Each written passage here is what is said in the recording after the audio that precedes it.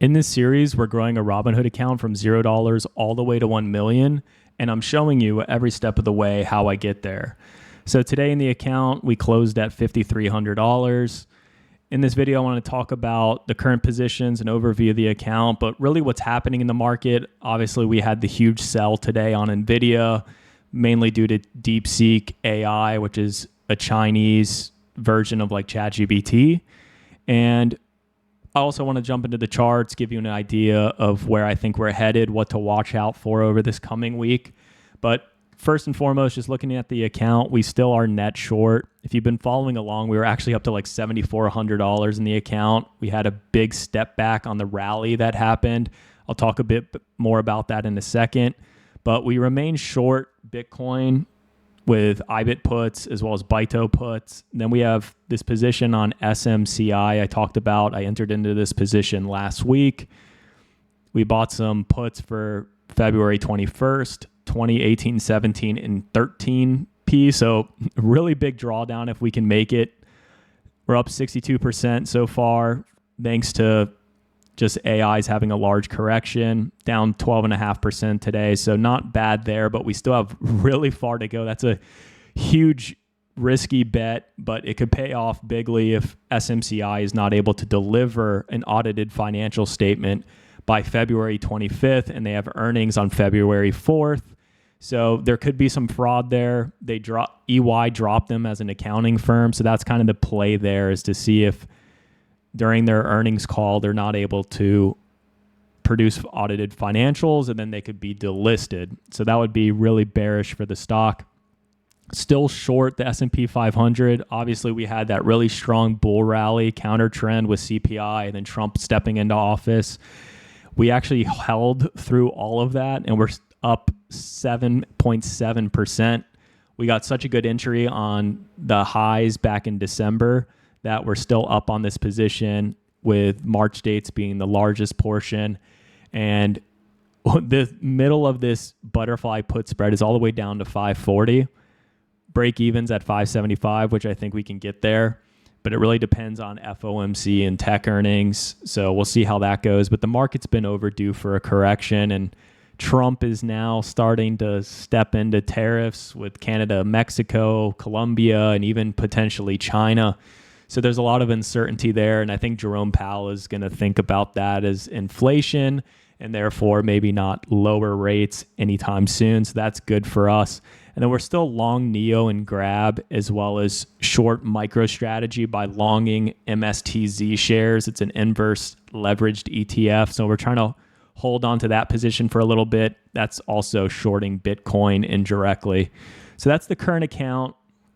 If you've been following along, I've been really sharing in the Discord what I was thinking, what are my thoughts. And of course, we kind of got trapped on this island bottom that formed, and I'll show you in TradingView here in a second.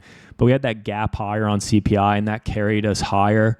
But I talked about how there was really low volume on this breakout, which could be a signal that we would actually retest the breakout point and even have a false breakout and break back down into pattern.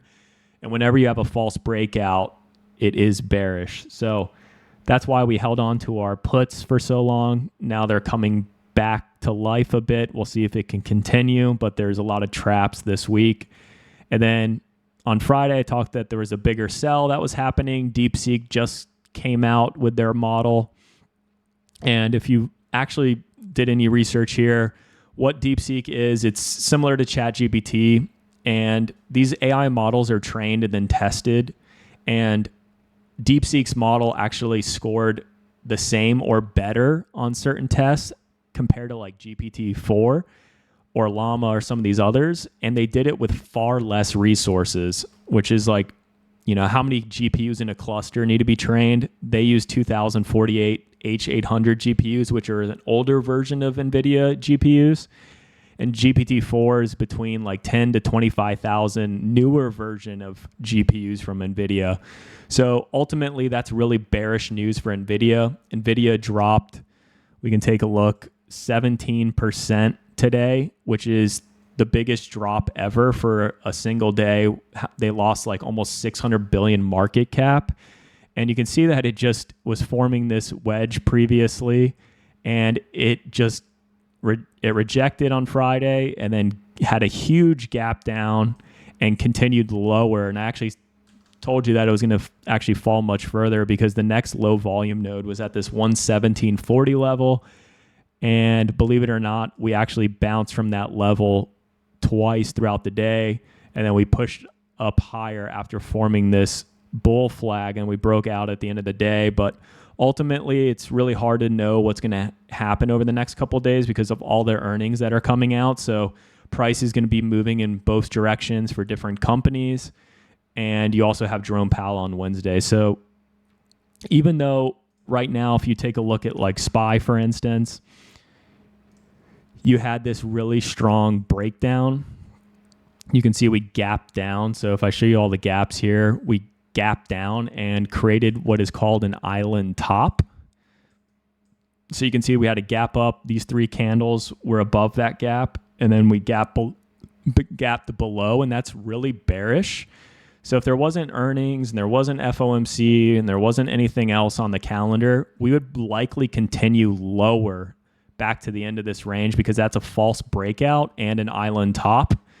And to give you an idea, the same thing actually happened on Monday and Tuesday, the 14th. We had a gap up from a gap down, and that was an island bottom. So kind of a similar thing. And then we had these two candles, and then ultimately the momentum stepped in, right? Because these people are stuck. They were shorting the market.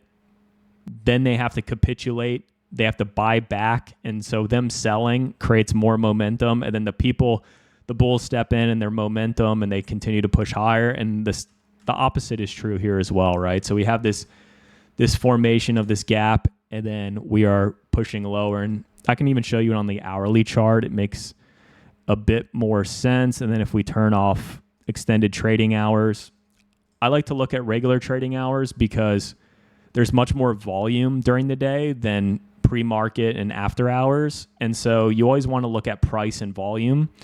And volume is really confirming price. It's trying to confirm the trend.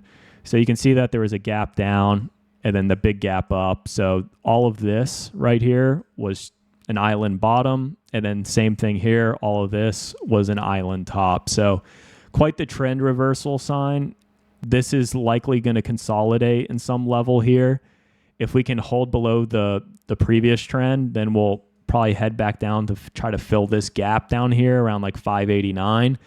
But, we could float around here until Wednesday with Jerome Powell. And then, of course, with all the earnings coming out, you really could see it swing in either direction.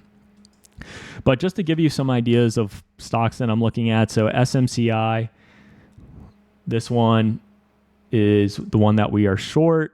It's been trading in this channel. You can see it's reacted a few times on the upside. We have two reactions, and then a few reactions on the lower end as well. And now we've broken down this bear flag that was actually trying to break to the upside. We rejected on this 34.45 resistance level and then fell much lower. If we can break below this, that will be nice, and we'll have a strong push back down to this 22 to 94 level. Ultimately, like the lows back in November of last year, around $17. So that's why even though we saw about $430,000 bought on the 13P, the 13 strike put, we played it a little bit more conservatively with 20P. So it's still really far out of the money. If you think of it, this is going to have to drop to get to 31%. So we are really just playing this for earnings, hoping that we can get a big sell. This is something that I'm not positioning the account with a lot of money because it's just a really low percent probability that it goes in the money. But if it does, we'll make a good amount there. So just to cover some of the big stocks. So like Tesla, this one's actually forming a bear flag. We do have earnings coming up. That is on the 29th. So that's Wednesday. Tesla missed their delivery numbers last year. So I would expect that Q4 earnings were not that good. However, Tesla is talking about Optimus robots, robo-taxis, all of those things. If they can convince the market, if they can convince the investors to step in and buy Tesla, then of course, we're going to be playing this upper end of the flag. If this rejects here, then we'll play it to the downside. If it breaks above, we'll need a candle confirmation as well as an uptick in volume to confirm that we are having a breakout. And then we could play this back to like 465 or even all-time highs around 488. But that's what we're looking at. If it breaks below this level on earnings, you got 360. So not a lot of volume here. We'll get down to this 360 level, which has been the previous breakout point.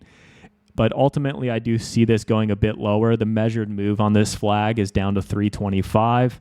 And the way that you would use a bear flag for the measured move is just the actual height of it from the top and the bottom, and then move that over to the breakdown point. So that's how you would determine the measured move on a bear flag. So we'll see how earnings goes. Not in any current positions, but if you can identify these trends and channels early, then you can play these levels, right? So that's something to look out for, is trying to identify how price is developing and what those trend lines are. And then you can actually play the levels to the upside or to the downside. This is currently in a bearish setup, so it's much safer to play the shorts at the top of these ranges just because it is in a bear flag. So that's something to keep in mind as well.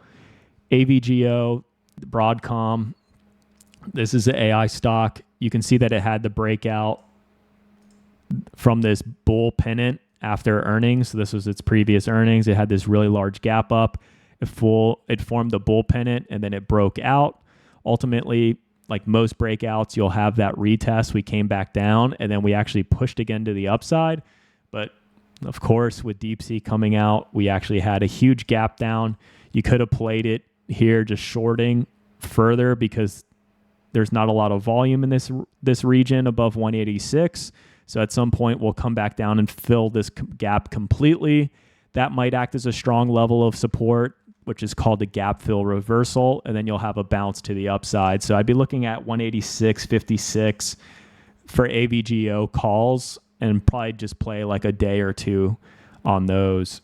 Amazon, some of these other stocks actually held really well. Amazon was a great buy the dip opportunity at open.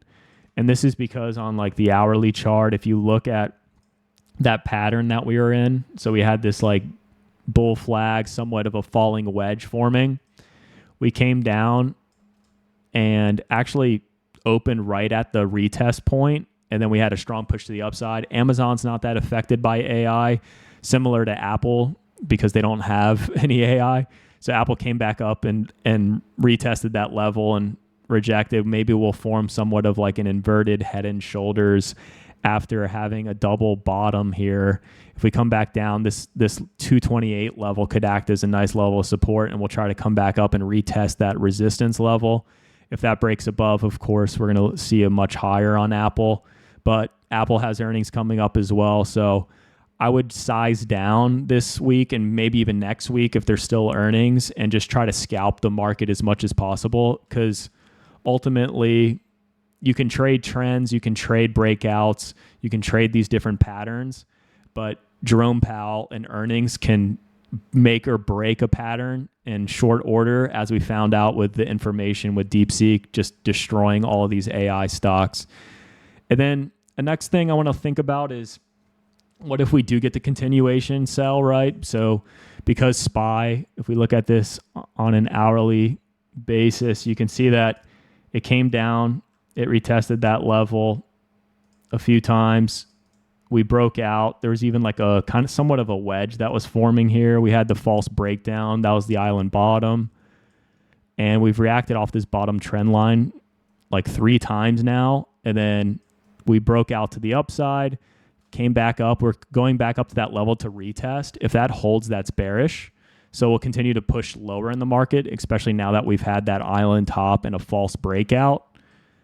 So that's kind of what I'm thinking right now, is that, maybe we'll consolidate here, depending on what Jerome Powell does. If he doesn't want to lower rates anytime soon or talks about inflation picking back up, that's bearish, because lowering rates is increasing the liquidity, increasing credit, allowing companies to banks to lend, and that generates and stimulates demand. So keeping rates higher for longer is bearish. So we'll have this, hopefully we can have this rejection here since I'm in puts. We'll probably come back down, retest like the middle of this pattern. You see it's bounced there a few times now. If we can break below that, we're going to head even lower. Maybe we'll find some reaction here on this previous trend, but this has been invalidated already, so I wouldn't really consider it much. I'd be looking more so for it to come all the way back down here to like this 572 level. If Jerome Powell is bearish, we could definitely get there this week. It just really depends. Volatility has picked up.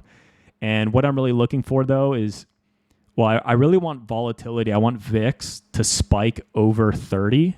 So you can see here, like back on the December FOMC, it got up to 28. We got up to 22 this morning. This 15 level I was talking about is like a support zone for VIX.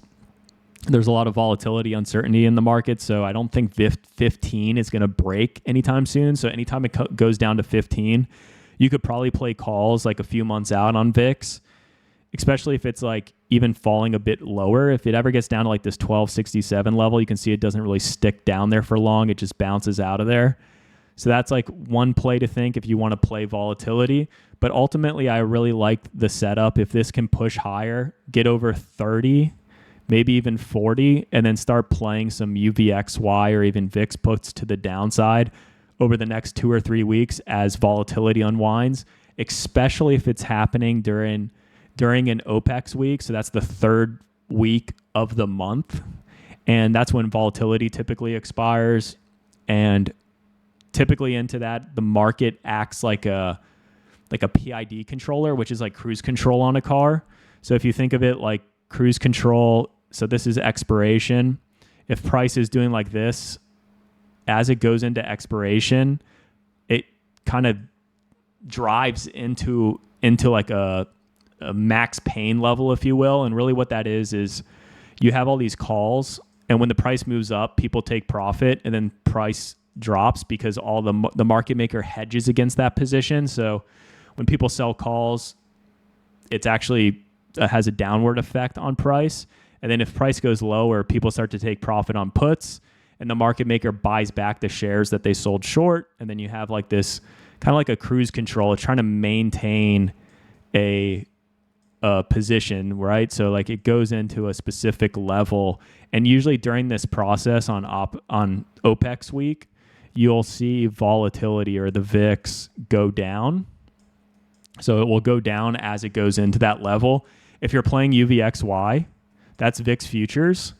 And depending on the structure of VIX, which I can talk about later in another video, or you can ask me in Discord, but it actually decays over time depending on the structure of the VIX curve over the weekend. So like you'll have a theta decay on this UVXY ETF over the weekend, and that will actually help your UVXY puts because you are playing it to the downside. So it'll lose value even more during a weekend, even though the market's closed. So that's something to consider as well. These are just like all random tips and tricks that I've realized over the years. But nonetheless, I hope you enjoyed this video. There's a lot to look forward to.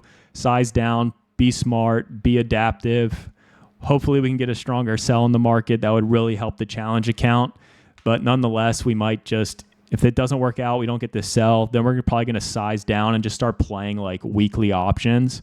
And I'm going to show you just like how to quickly get in and out of positions, make like 60 to 100 or even 200% on a bigger move as long as we have a lot of volatility on price. So hope you enjoyed. I'll see you in the next one. Join me in the Discord. Ask me any questions. I'll see y'all. Peace.